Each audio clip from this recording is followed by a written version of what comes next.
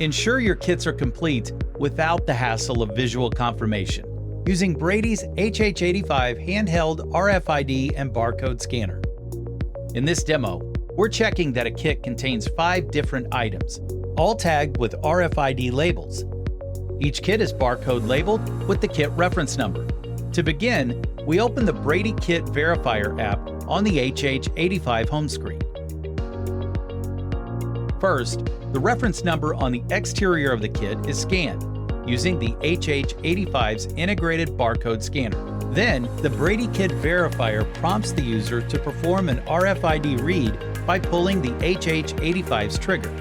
As you can see, all 5 RFID tagged items are detected and highlighted in green. Now let's remove one of the kit's items and shield it from the HH85, as if it's missing. Following the same process, we scan the kit reference number, then activate the RFID reader. We see the list of components is now incomplete and indicates which item is not present. Finally, we replace the missing item in the kit, repeat the scan procedure, and see that all components are, once again, accounted for.